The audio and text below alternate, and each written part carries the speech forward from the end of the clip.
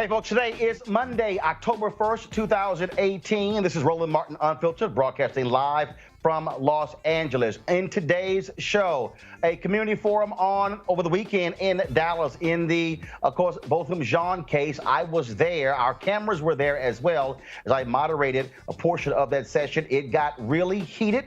We'll show you some of that as protesters demanded that DA Faith Johnson charge Amber Geiger, the cop who shot and killed Botham Jean, with murder. We'll show you exactly what took place at that community forum. Also, the LaQuan McDonald case continues in Chicago. We'll talk to one of his uncles about LaQuan, and also the latest in that particular case, as Jason Van Dyke is the cop who was on trial for the murder of LaQuan McDonald. Also, folks, on today's show, the focus: did Brett Kavanaugh lie about his drinking habits? That's what the focus seems to be as people continue the pressure as the FBI is investigating now that the White House has allowed them to do so.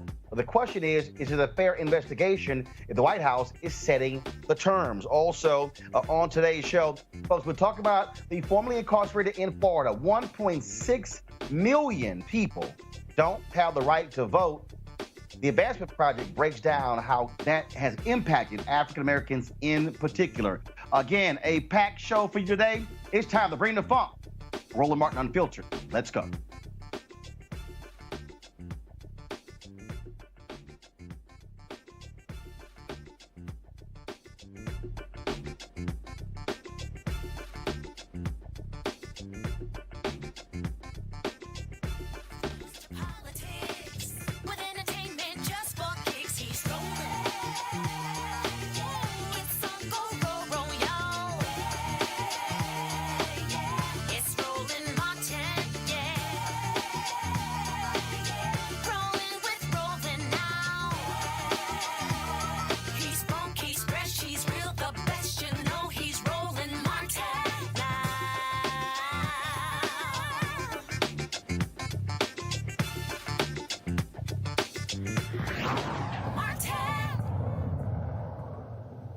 All right, folks, over the weekend, I was in Dallas-Fort Worth, first moderating a voter turnout panel for the Fort Worth-Tarrant County NAACP. And when I left there, I went to Dallas, where there was a community forum at St. Paul United Methodist Church as it related to the Botham Jean case. He, of course, the 26-year-old man from St. Lucia who was gunned down by Officer Amber Geiger in his own apartment.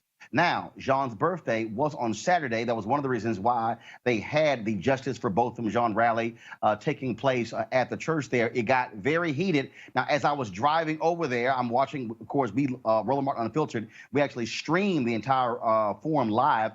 Then I hear Attorney Lee Merritt and Ben Crump saying I was going to be moderating the panel, which I wasn't aware of, but it was okay. Got there in time for the last portion of that. And again, lots of emotion, raw emotion, as people are still angry over the fact that Amber Geiger, it took so long for her to be charged. Now they are demanding DA Faith Johnson to indict her on murder charges. Yeah, I've got what I think is a quick way.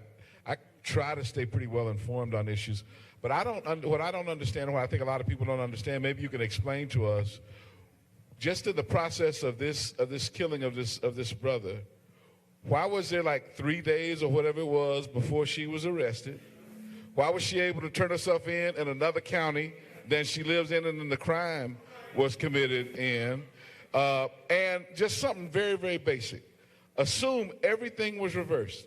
Assume Botham Jean went into an apartment, shot this woman dead, and then said, I was in the wrong place and thought it was mine. Does anybody believe we'd be here with this same thing would have happened? And if that didn't happen, then how is that equal justice? Okay. Go ahead. 1 second. Go ahead. On August 10th, 2016, the Next Generation Action Network sent the proposal to City Council in the city of Dallas, and we had a list of demands that went about, and we asked Chief David Brown at the time to end the 72-hour policy. We found out. Okay, first of all, for folks who don't know, bro, I got it. Explain the 72-hour policy. Okay, so the 72-hour policy allows the officer to wait. So basically in Amber Geiger's case or whatever, they said that this was an officer-involved shooting. There's a policy that makes her and force them to have to send her home, and they can't speak to her or anything until 72 hours is up. Now, guess what? We know in this process that Dallas Police Association and other associations has to represent her, make sure that her rights is there, and she has also the right to look at whatever she wants to. However, this policy was yet supposed to be ended, and David Johnson actually published this throughout the community and said that this was ended. Well, this past Monday, we found out that he lied to the community. He did not end that policy back in 2016. Now, one second. Is it a policy of the police department? It was a policy of the police department. Or can the city council, because the city council governs the police department. Yeah, that's what I was Can the city council make it clear that will be the policy of the Dallas Police Department, not the chief? Correct, and that's what I was going to segue into, right? So this is a policy within the Dallas Police Department. But the problem is that no city council stood up and said, why did David Brown lie to us? And that's the reason why the people went down there and shut down the city council chambers, because we have continued to be lied to by the Dallas Police Department and the city council continuously. That's why people like Kiara Saunders is running for city council in Dallas, so that we can have a voice on the city council, so that we don't have people lying to us and being pushed off. We were lied to. That 72-hour policy was supposed to be gone. But Councilman Fielder, please step up. Right. Councilman, yes. The question I asked is, the 72-hour policy, do you believe that should not be department policy of DPD? That's correct. It should not be. It should not be. It should not be. Are you, as a council member, are you going to take this proposal to the city council, put it on the agenda to formally have the city council make sure this is not the policy of the city of Dallas? I don't have a problem with that. Okay, no. One second. No. One second. Yes or no? Yes. Thank you. So. All right, folks. Again, it was very interesting because what was happening there all throughout. You had State Senator Royce West, who was on the panel. You had a couple of activists. You had a couple of attorneys, but you also had District Attorney Faith Johnson. She is an African-American woman who is the DA up for re-election. She's running on the Republican side against John Creuzot, former judge on the Democratic side. And as we continued the conversation, things got very heated as a group of protesters came down to the front demanding answers specifically of DA Johnson. I got it. What's your question? Faith, is it that you can't up the charge to murder or that you won't? No. It's the law. Okay. One second. Hold on. She asked the question. DA Johnson, what's the answer? The answer is the law is you start with the police who charged them. Hold on. One second. No. She's answering your question. Answer it, ma'am. Go ahead. You asked me to Go answer ahead. You asked me to answer, and I'm answering it. And I'm respecting you. The police charged her initially with manslaughter. Now we have the case. It goes to the grand jury. The DA does not charge before it goes to the grand jury. It's already been charged. You did with Roy Oliver. I've already said to you all, when this case goes to the grand jury, we are going to educate the grand jury in terms of what are the facts and what's the law. Now it is in the grand jury's hand. The DA does not have the obligation or the responsibility, or do we have the authority at this point to change it? Not at this point, before it goes to the grand jury. We do not have the authority. Okay, hold on. Let me ask a follow-up question. Yes. So since it goes to the grand jury, the police, they've charged her with manslaughter. That doesn't mean that's what's going to come So out of when the it grand goes to the jury. grand jury, Yes. the grand jury can consider the evidence, and the grand jury can Yes. issue an indictment that could either be manslaughter or murder. Yes, and we will be presenting the case, and we will be explaining to the grand jury what the law is. That's all we can do. We Got it. cannot change a charge at this point. The pastor of this church. The pastor of this church. I humbly ask you. Well, just hold up. I'm asking a final question. Just 1 second. Yes. When it comes to the grand jury, Yes. the district attorney presents it to the grand jury. Yes. Has the grand jury been in panel? When do you anticipate presenting this case to the Dallas County grand jury? We do not have a specific date in terms of when the case is going to the grand jury. 1 second, bro. I got it. So 1 second, bro. So just when you say you don't have a specific date. Because the grand jury is a secret proceeding. We do not advertise when a case is going to the grand jury. But the question is, do we want it right or do we want it quick? We want it now. And even if we don't have enough evidence for the grand jury to indict, you want it now? So 1 second. So what you're saying? So 1 second. So what you're saying is 1 second. 1 second. So what you're saying is, first of all, what you're saying is you're going through a data collection process. Once you completed your investigation, then you will then take the case to the grand jury. Yes. So, and are you also saying that if you take it early, you may not have all of your evidence? There you go. And that will also determine whether it's manslaughter or murder. That's exactly right. All right, folks, we want to go to our panel. Michael Brown, he is the former vice chair of the DNC Finance Committee. Also, Avis Jones-DeWeaver, leadership strategist, and Eugene Craig. He is the CEO of the Eugene Craig organization. Michael, I want to start with you because what's interesting here is that we have to understand, I believe, the particulars. And what I was trying to get at there with D.A. Johnson was trying to have her walk through for people the facts in terms of exactly what is required. So, for instance, we know that Amber Geiger, shot and killed Botham Jean. We call it murder. Understandable. But it's actually a homicide. Explain to people from a legal standpoint why the distinction between murder or manslaughter. Well, first, Roland, thank you for having me. Let me first touch on my confusion with D.A. Johnson's answer to your question. I'm not familiar with the statutes in Dallas County, but it seems to me the police never should have charged her before talking to the DA's office. I don't understand. Right. There should have been a conference first or a discussion, and frankly, folks that watch Law and Order should see that every day too. Again, I don't know the statutes in Dallas County, but there should have been a conversation between the charging officer, his superior, and the DA's office to see what would actually be the charge. Relative to the difference between manslaughter and murder, it has a lot to do with different elements. Elements from intent to predisposition, their mental capacity, whether it's self-defense, for example. Clearly, that was not the case. So I don't know why D.A. Johnson didn't at least say, I understand the rules and what the grand jury has to hear, and she's going to follow the law.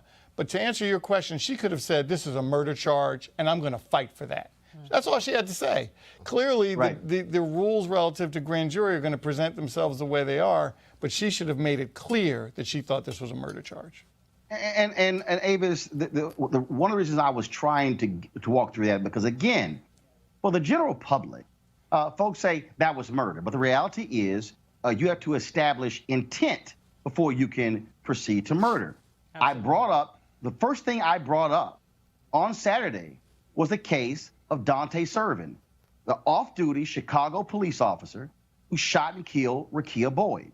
They went to trial.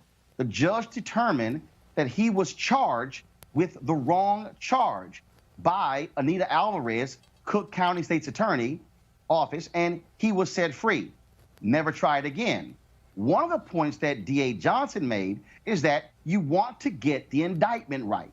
You don't want to overcharge, undercharge. Many believe that Angela Correa, who prosecuted the George Zimmerman case, many believe that she made a mistake by prosecuting him for murder because you have to establish intent. And so I know folks want justice immediately, but the key is to make sure that Amber Geiger is charged properly. Absolutely. We need to make sure that we have justice. And as laypersons who aren't familiar with the law, this is not what we do every day, we don't really know the nuances of what really accounts for murder versus manslaughter off the tip of our tongue. But the missing element here is trust. And that's what the problem is here. Because of a history in this country of seeing police officers get away with murder day after day after day after day, there is no trust there. And so I can understand why the community wants answers and is asking all of these questions, and rightfully so, because they do not trust the police, they do not trust the DA, they do not trust that they will have justice for this innocent man murdered in his own home.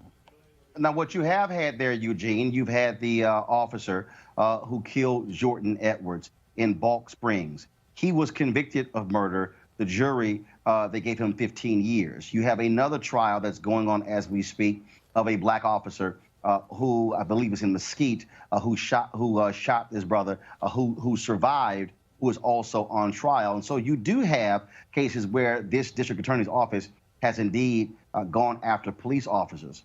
I think but the other thing is I learned over the weekend in Dallas, and this is very interesting, is that once an officer is convicted, then the city is indemnified from that. So for instance, in the Jordan Edwards case, I was talking with attorneys there. Because that officer was convicted, the city isn't even bothering talking to his family about a settlement.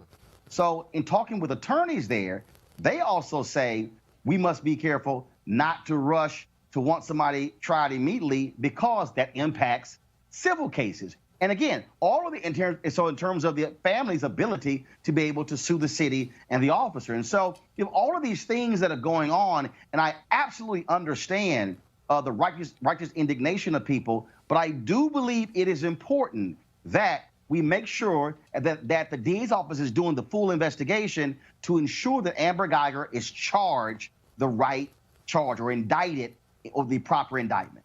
Absolutely. What people have to remember is that the system is set up not to necessarily convict police officers, not even to have local or state governments pay. It's to protect the agents of the state and the state itself, i.e. the state being local government or state government.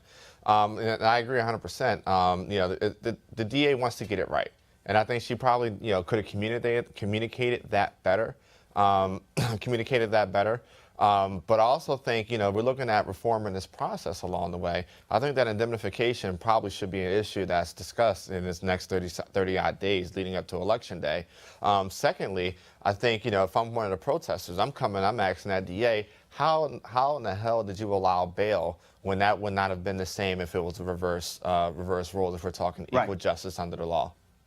Well, that was certainly one of the issues that came up. Not only that, waiting 3 days before she was even arrested, turning herself in Kaufman County and nearby county as well. So many of those questions were raised, and we can certainly expect folks to keep the pressure on the DA's office when it comes to the Botham Jean case. Also, I want to show you this photo real quick. Guys, do you have the photo? I bumped into Botham Jean's girlfriend, and I sent you, if y'all guys have the photo, please pull it up.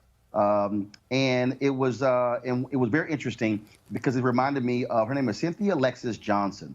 And it reminded me of the Sandra Bland case. So Cynthia walked up to me and she said, Roland, she said, good to meet you. She said, I want you to know that Botham and I watched your show all the time. And she said, we watched it, we would discuss these topics.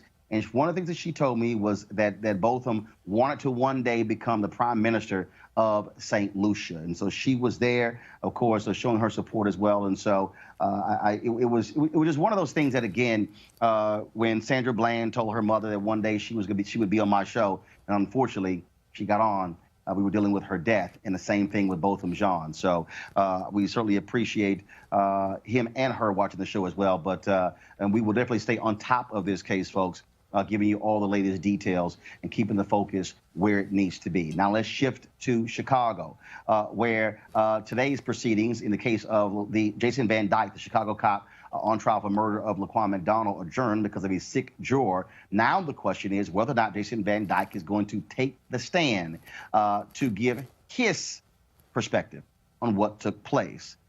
This case still is a huge issue in Chicago. The defense has tried to make the argument that LaQuan McDonald was charging towards Jason Van Dyke. There's nothing that they've shown thus far, frankly, that even supports that. We'll do want to go to an interview now, of course, with the great uncle of LaQuan McDonald. He, of course, has been following this case. He is a pastor there as well. And so Marvin Hunter, Reverend Marvin Hunter, welcome to Roland Martin Unfiltered. Hello, Mr. Martin. How are you? Doing great. First and foremost, how has the family been viewing the defense put forth by the attorneys for Jason Van Dyke? Well, we feel that the defense has done everything humanly possible to try and paint our nephew, our great-nephew, LaQuan McDonald, as an inanimate object, to try to bolster the fact in their case that LaQuan McDonald was the aggressor in this. They had went so far as to get the judge to agree that the word victim could not be used during the trial. However, certainly we know that LaQuan is the victim. All of the evidence has shown that he is the victim and that Jason Van Dyke was the aggressor in this matter. And obviously it has to be disturbing to you to see so many Chicago police officers coming to the courtroom supporting Jason Van Dyke, even though we know he lied. Other officers lied. Some of them have been fired. Some have retired as a result of what took place. And of course, we still know about those officers who went to a nearby Burger King and erased video as well. It has to be bothersome to see Chicago police ignoring what those officers did. Yes, sir. Absolutely. And in fact, you're one of the few people that has brought that out. The prosecution did not use that evidence to bring about what we believe is going to be justice in this matter, because they had so much other evidence. But certainly what you're saying is the fact that there were tapes that was erased, there was police officers that lied. Mr. Camden, who was the spokesperson for the Chicago Police Department, lied. Initially, he came out and said that my nephew was aggressing the officers and they shot him once in the chest, and we found out that day that he had been shot 16 times, in fact, and when the tape actually came out, we discovered that he had not aggressed any officers. He was not trying to attack anyone. He was simply walking away from the officer. All right, then. Well, Reverend Hunter, we certainly appreciate you joining us. We will, just like the Botham Jean case, we will continue to keep our attention on the LaQuan McDonald case as well, because it is certainly important for our national audience and international audience to be aware of this trial. Thank you so very much. Well, Mr. Martin, thank you. And I want to say, if I may, that one of the things that we are trying to do is not allow the death of LaQuan to just be marginalized into Jason Van Dyke going to jail, because all across this country, LaQuan McDonald's are dying at the hands of unjust police. What this police officer did was became judge, jury, and executioner. So what we decided was to look closer at this, and we discovered here in Chicago that we have a consent decree. But not only do we have a consent decree that's trying to come out, but we also have a FOP contract. Jason Van Dyke is studied saying that he feels like he was doing his job. When we looked at the FOP contract and listened to the testimony of the officers that came to testify against him, what we discovered was that Jason Van Dyke felt like he was just in doing what he was doing based on what the FOP contract was saying. And when we go to court, every day the FOP is there, standing with Jason Van Dyke, saying that he is right. What we discovered is that they are violating our civil right in this FOP contract in Chicago. And so we're looking into this because we believe that our 14th Amendment rights are being violated with the FOP contract that is taking place here in Chicago. And as Emmett Till's death birthed Rosa Parks, and Rosa Parks birthed the Montgomery boycott, and began to change Jim Crow laws across the country, we realized that that's what has to happen here with LaQuan McDonald, because what they do is they align in their language. They're calling the FOP contract a contract. It is not a contract. It is, in fact, a law. And so we must change that law here in Illinois. And hopefully once we're successful at doing that, the FOP contracts across this country will begin to change. And those Jim Crow laws that are there will be moved, and then we can get to having real police officers and not Patty Roller. All right, Reverend Hunter, we appreciate it. Thanks a lot. Thank you. All right, folks, time to go to a break. When we come back, we'll talk about the impact of 1.6 million formerly incarcerated folks in Florida not being able to vote and the devastating impact it has on Black communities. You're watching Roland Martin Unfiltered, live from Los Angeles. I'll be back in a moment.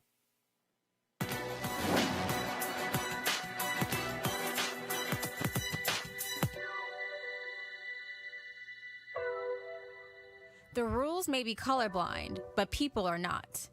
Law professor Patricia Williams.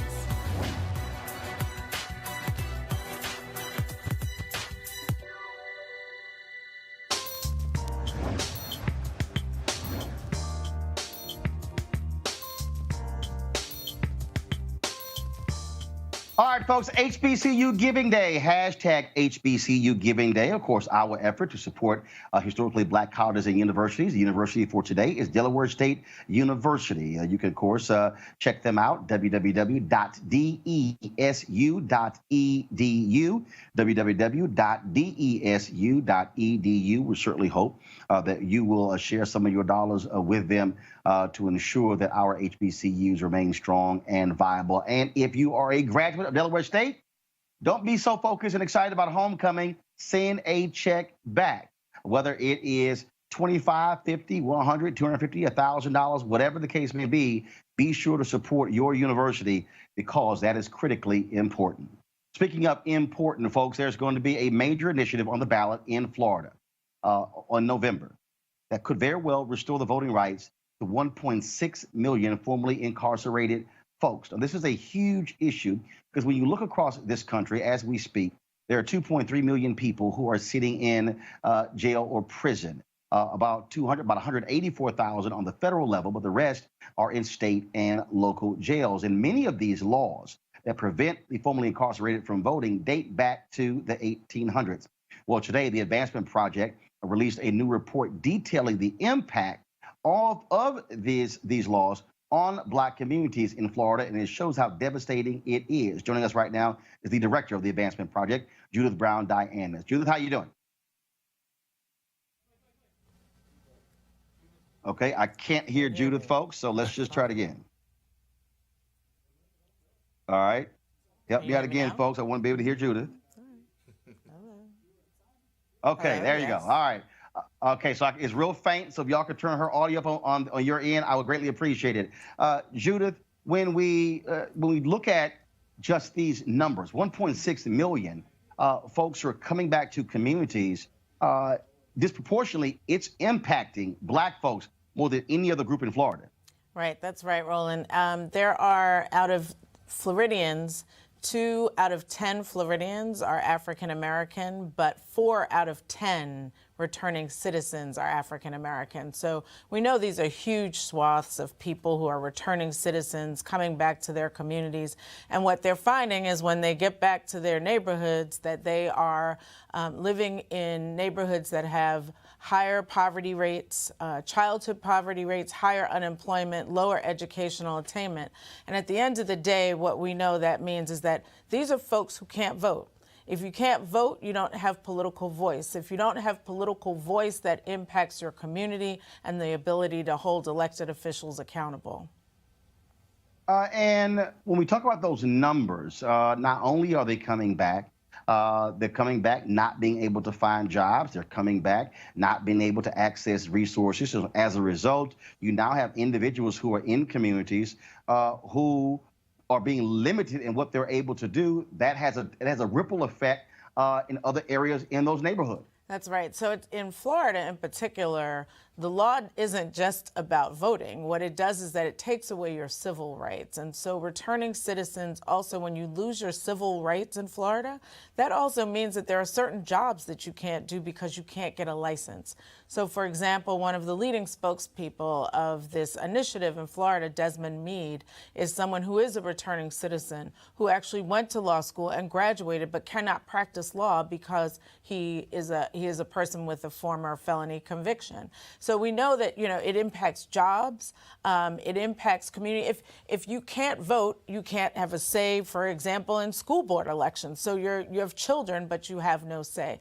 So we have to put this in context, though. What is important is that, first of all, there's 6.1 million people across the country who cannot vote because of felony convictions. Florida is one of 4 states that allows a lifetime of disenfranchisement. So the problem is that we have these convictions. We know that mass incarceration has hurt Black communities and brown communities, but we know that also that the consequences of mass incarceration do not end when someone walks out of the prison doors. And so unfortunately, our communities are feeling it. And so at the end of the day, the report that we put out maps where those people are, the concentrations of those people. We need to find them. We need to make sure that their families are voting on their behalf, and hopefully we'll see a change in November.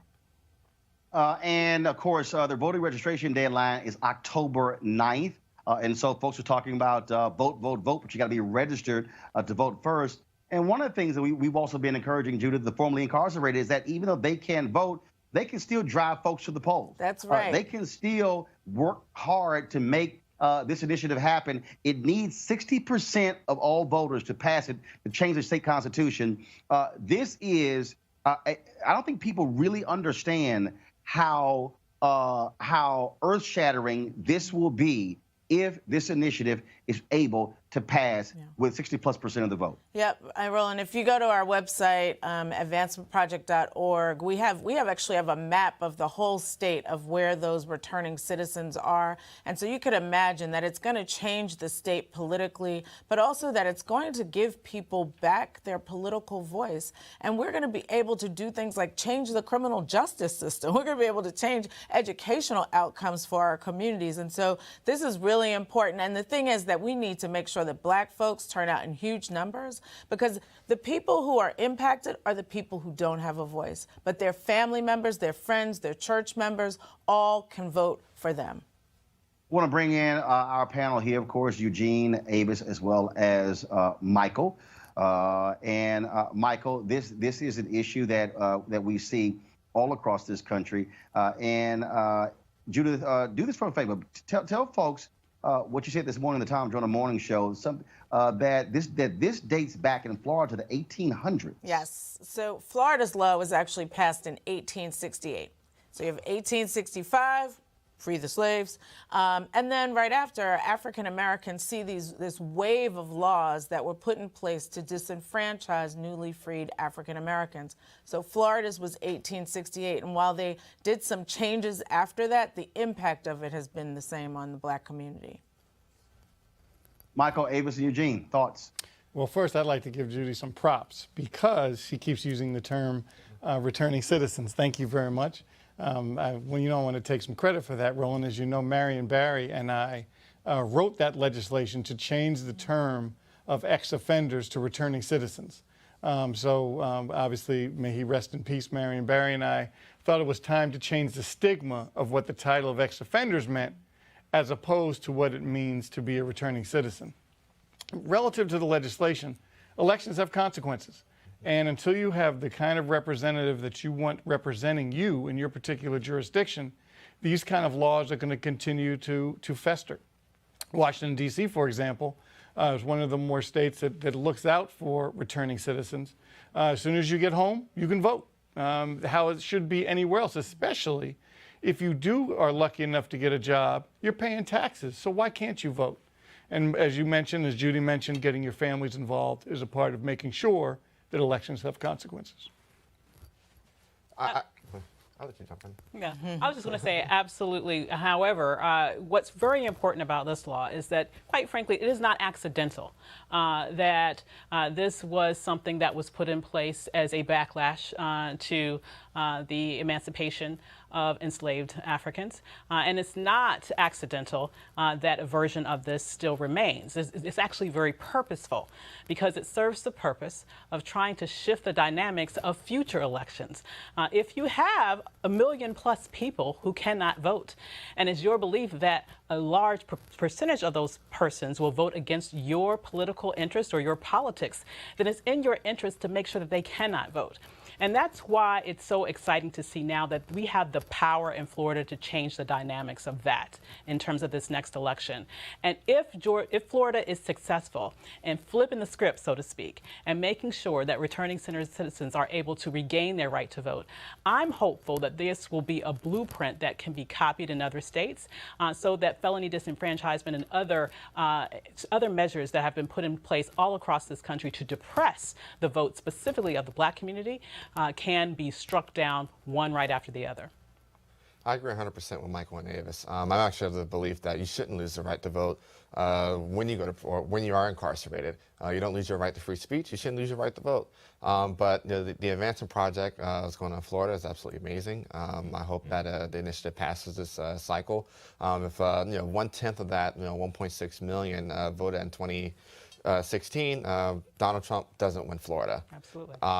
And so, in Maryland, we've taken a step further. We've taken that step of giving giving newly returned citizens the right to vote back, and are taking steps to deal with licensing, especially when it comes to occupational licenses. And Judith, to that particular point, look, if this is able to pass, this is going to change politics up and down the political ladder in Florida, because look, you're not going to have people who are going to be so quick to run on I'm Mr. and Mrs. Law and Order. They're going to have to consider what those folks think. And when you're talking about adding 1.6 million people to the voting rolls, that changes the entire state. That's right. This is no little thing. I mean, of course, it's been in place since 1868. So it's no little thing. And what we're doing is that we are part of the coalition that is there working on this issue. But we're not just talking about this initiative. We're getting prepared for winning. We're getting prepared for what we're going to do on the other side. So we're building out chapters of returning citizens across the state with the Florida Rights Restoration Coalition, because when you win things, then you got to be ready to step into the power that you have. And so we want to make sure that returning citizens have a say. So you could imagine all of criminal justice issues will be on the table, and people will be voting around that issue.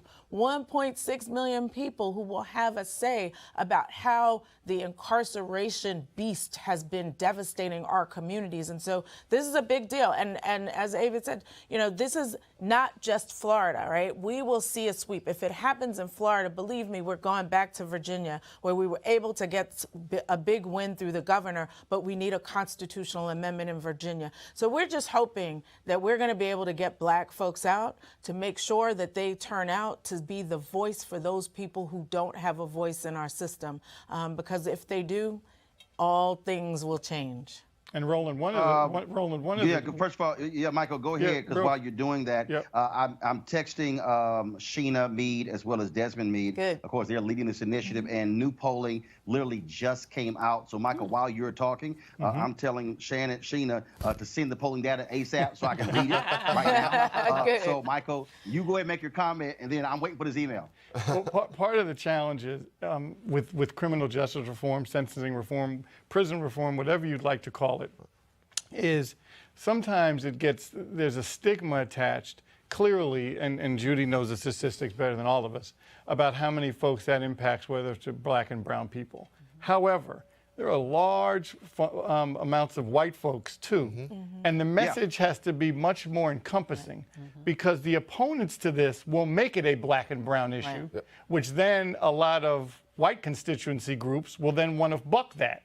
But if they know their nephew also can't vote when they come back to home, and sometime somewhere in Kentucky or West Virginia, they're going to fight just as hard. So we have to make sure, yes, we know who it impacts, we know about the statistics. However, it has to be a more encompassing argument in creating different communities. I would say that, I work with Sheena as part of the Black Women's Roundtable, and they have been very strategic and purposeful about creating a universal message around this, precisely to the point that you were just making. They were mentioning, even when they were having the petitions to get this on the ballot, they were actually going to Trump rallies and getting people to sign the petition. And so it has, I'm very interested in seeing this new polling data, but I know with previous polling data, it has been something that has been very much supported, not only in Black and brown communities, but I think to a lot of people's surprises, a significant proportion of the white community is in favor of it as well. Because they're impacted too, and also, most people believe in second chances. Like that's what they say about this amendment. This is the Second Chances Amendment, and whether you're a religious leader, the Koch brothers are entering into the scene to be supportive. Where we thought that they would just be about the reform issues, criminal justice reform. Judith, hold on one second. So Sheena, the email is taking too long, so I'm actually live right now. So why don't you just tell me what the new polling data says? I actually have you on the digital show. So what does it say? Okay, awesome. Well, thanks, Roland. We just released today that we are still polling at 74% across the state, holding with 74% of voters still saying yes, that they support Amendment 4. So you're polling at so right now you're polling at 74% across the state. That's awesome. Yeah. Yes. And okay, so gotcha. All right, so I will look. Go ahead. And and so I just want to highlight that right now we have over 88% support from Democrats that strongly support this initiative, and we're still close to 60% of conservatives that still support this initiative. So 88% of Democrats are in support of this initiative, and about 60% of Republicans. Yes. Okay. All right. Well, Sheena, we're definitely going to have you and Desmond back on. Thank you for giving us the latest polling data. I appreciate it. Thanks a lot. Thanks. All right.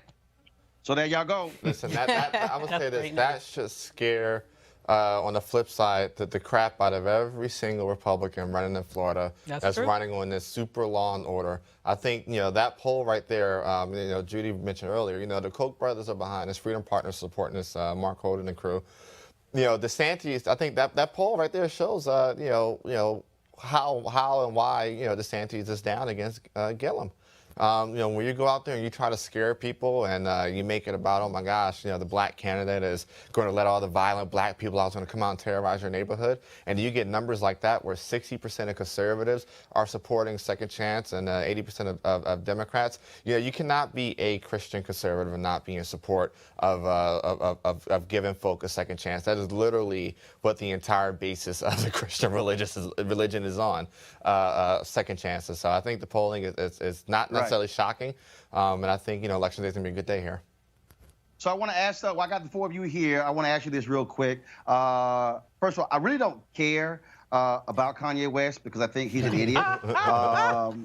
Let's just cut to the chase. I do believe he's off his meds. I do believe he has some serious, he has an issue when it comes to mental illness. But I got to ask you this here. So Charlie Kirk with Total Priorities USA, him and that other crazy nut, Candace Owens, the two people who love challenging everybody else to a debate, but they have been refusing now for going on 3 months to actually debate me. I told them I don't need any backup, any help. I'll make both of y'all together. Just let me know when y'all want to roll.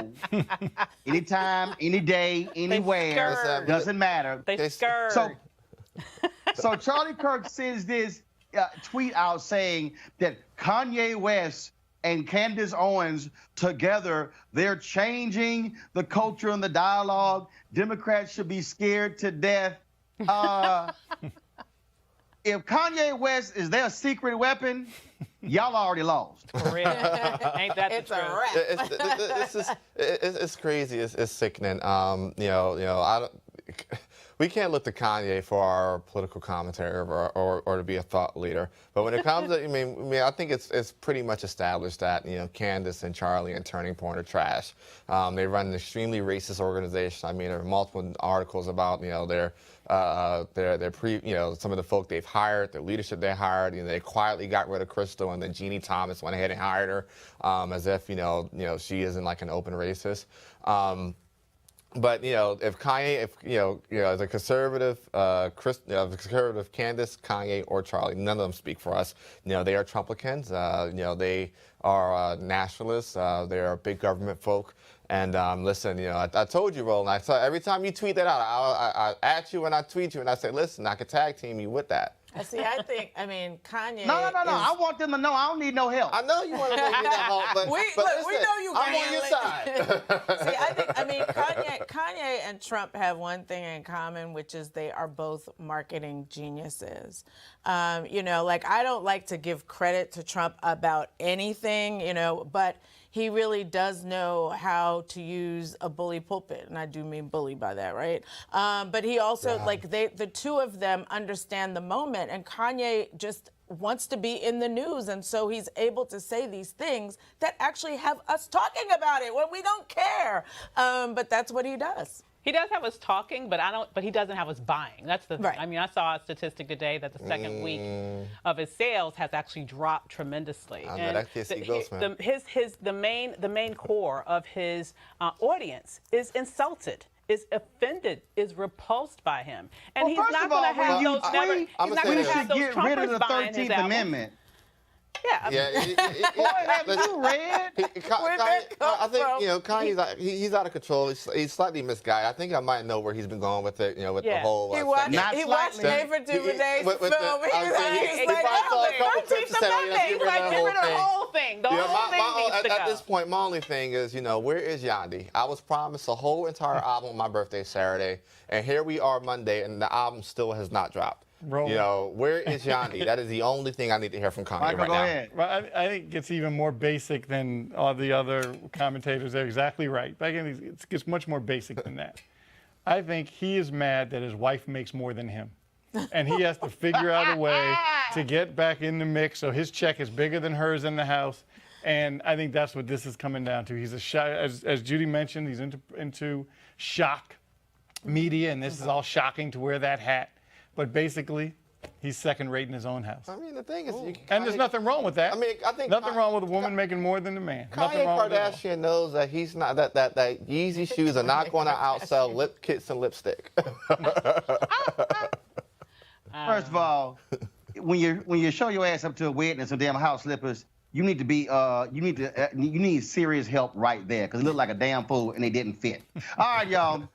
That's enough of that, because I mean, I'm just really. But here's the other piece. Kanye, I'd be more than happy to have a conversation with you too. You want some of this? Oh Lord. Would you like to have that conversation, Kanye? He's not ready for that. Kanye, we're more. I mean, in fact, Kanye, Charlie Kirk, and Candace. I take on all three of y'all at the same time. I'm with it. And I won't even. And I won't even take a water break. Roland's with the smoke. I'm telling you, it's gonna look like the Matrix with Neo when he was like this here. All the bullets were coming at him and they were just falling like, this ain't gonna happen. So I'm more than happy to have a discussion, a debate with them anytime, any day. Well, y'all they're just coming to tweet it, town. bro. They'll be here in 3 weeks. Oh, Kanye? Candace and Charlie. Oh. Okay. Well, we're looking It's real forward to simple. that. Candace and Charlie? Come on. All right, y'all, going to a break right now. We come back. We're going to talk about white supremacy. One guy who used to be a white supremacist, now he realizes, the hell was I thinking? We'll talk to a Pulitzer Prize-winning author who wrote a book about this gentleman. Folks, this is Roland Martin Unfiltered. Back in a moment.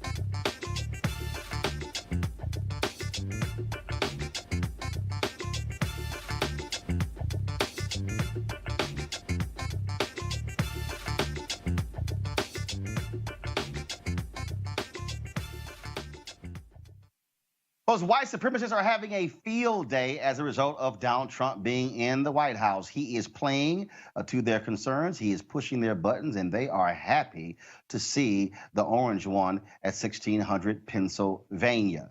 But there's a new book out that details a former white nationalist who realized that it made no sense whatsoever what he was doing. The book is called Rising Out of Hatred, The Awakening of a Former White Nationalist. It is by Eli Saslow. He's a winner of the Pulitzer Prize, and he details the story of Derek Black, who grew up at the epicenter of white nationalism.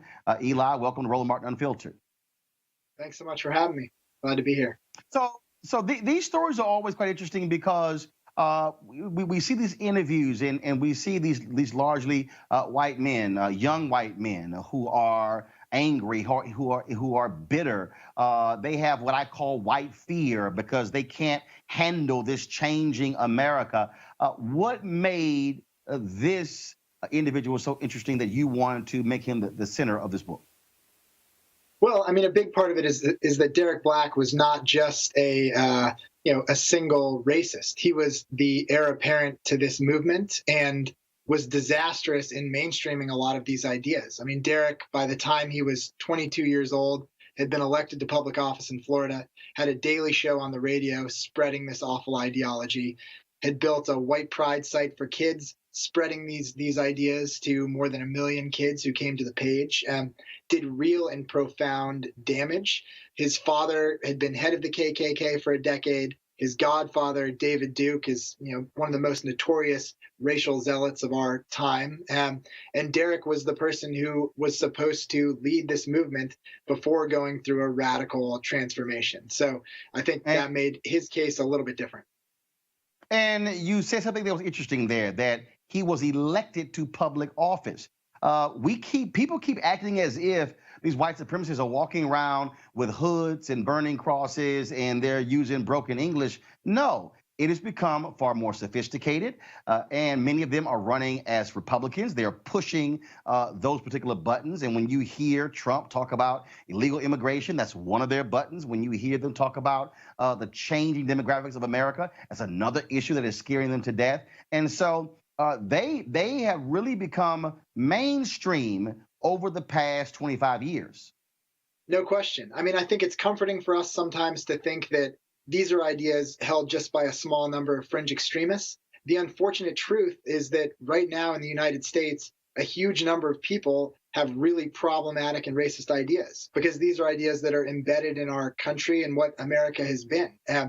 Polls consistently show that about 1/3 of white people in America believe that they experience more discrimination than people of color or Jews. The facts of that are wildly inaccurate. Every possible measure that we have says that's not true. But by playing to that real sense of grievance that exists in part of this country, these ideas have real power. That's the platform that Derek ran on when he was running for office by saying, we need fewer signs in Spanish. We need to build a wall on the border. We need to prioritize European-only immigration. We need to focus on crime in the inner cities. And now we see that those talking points get people elected at much higher levels as well. And you talk about the transformation of Derek. What started it? So Derek went to college. I mean, he'd grown up really sort of indoctrinated with a lot of these ideas. Since the time he was a little kid, he'd been a big figure in this movement. The first time that he sort of got out of it after being homeschooled for a lot of years was going to this little college in Florida called New College of Florida. Derek went when he was 22 years old. It was the best school in Florida, the cheapest school. It just seemed to make sense for him. And he went there and he began bumping into people who were often the victims of his prejudices, whose ideas about race were entirely different than his own. And they began to challenge him through first protest by civil resistance, sort of shutting down the campus to make clear that his ideas were not welcome there, through debating him on the facts. And I think it's comforting to know that all of the facts are on the side of the anti-racist. White nationalism is based on false science, false ideas about IQ differentials, criminality, all of it's wrong. And the students began debating Derek based on these ideas and also building relationships with him that did enable him to begin seeing beyond the prejudices to the people and to the humanity. All of those things began wearing away at some of his ideas. And when you look at what's happening now, we saw what took place in Charlottesville. We see, of course, Bob Woodward's book where Trump said that was the worst speech he gave. The reality is Donald Trump is emboldening these white nationalists. He is pushing the buttons that they have long sought. And the reality is when you see them doing robocalls for Ron DeSantis against Andrew Gillum in Florida, when you see them openly embracing Donald Trump, the Republican Party can say, oh, they disavow that all they want to, but they are saying things that these white nationalists want to hear. No question. I mean, I don't think the ideas of the white nationalist movement and the ideas of a mainstream political party in this country have ever been so aligned or so close together. And for that reason, I think we've seen a lot of active collaboration, whether that's Donald Trump retweeting white nationalist Twitter accounts and spreading myths about white genocide, or whether it's all these white nationalists like Jared Taylor, David Duke, whoever else, encouraging people who listen to their radio shows to go out and volunteer for these mainstream conservative Republican campaigns, because, as David Duke says, you will meet people who have the same ideas about race as you do. There's a real degree of collaboration right now, and I think white nationalists feel not only emboldened, but more powerful than they have in decades, because their ideas are being carried forth into the public space by some of the primary political actors of our time. And the thing is not just even this idea of white nationalists. It's individuals who will never call themselves a white nationalist, who will never call themselves a racist, but who hold those beliefs. I've talked to them and they'll say, oh, no, that's not me. But the things that they're saying, the things that they're believing in, they're voting on, and in the case of Derek, the things they're passing on to their children, that's how white supremacy and that's how white nationalism continues to evolve in this American society 399 years after the first 21 Africans arrived in Virginia in 1619. Yeah, no question. And I think, again, the thing that makes this scary is that it is endemic to the United States. Many of our systems, much of the world that we're living in, the country that we're living in, is still based on white supremacist ideas. That's in the fabric of our founding. And so white nationalists have continued to propagate these myths by going around and spreading their rhetoric to white Americans who don't like to be identified as racist, but who hold a lot of these really problematic beliefs. Derek, when he was a white nationalist, he would always say that the way he recruited people is he would go around and look for people who were saying things like, I'm not racist, but. And as soon as he heard that, he knew that he was talking to somebody who likely agreed with a lot of his platform. I think that's also how we've seen, Donald Trump spread a lot of his ideas by speaking to a very similar audience. And of course, when you have people like Steve Bannon, who says that Breitbart.com was all about the alt-right, a new name for white supremacists, white nationalists. When you have a Stephen Miller who is sitting in the White House, a major position, setting policy, the reality. And Richard Spencer said when he was at Duke that who was his hero? Stephen Miller. Bottom line is they are still setting policy here in the United States. Final comment, Eli.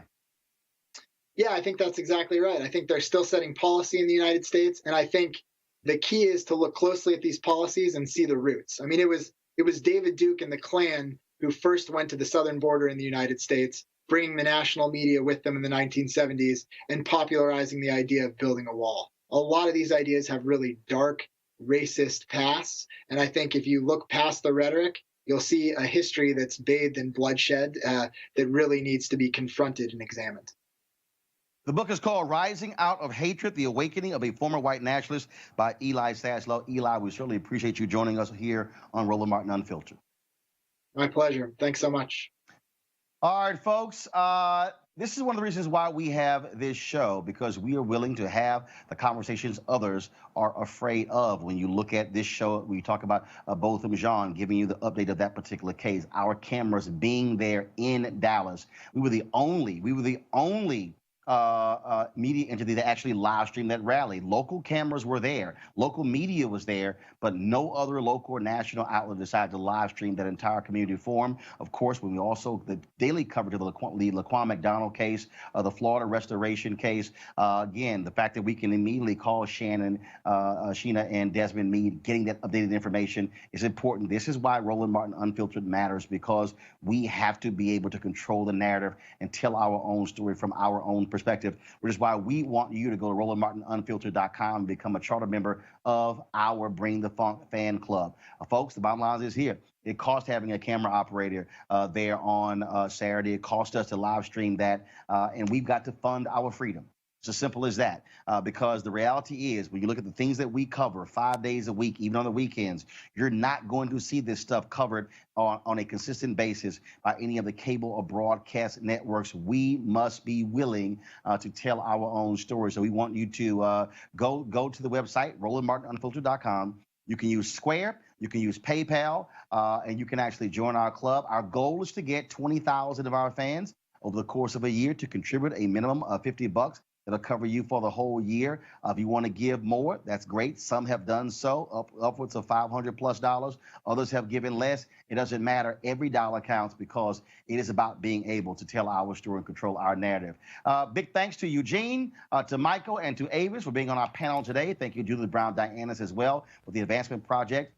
And Sheena and Desmond, thank you for giving us the first numbers on that new poll coming out of Florida with regards to the proposition on the ballot in November. Folks, do not forget, October 9th is the deadline in many places across the country.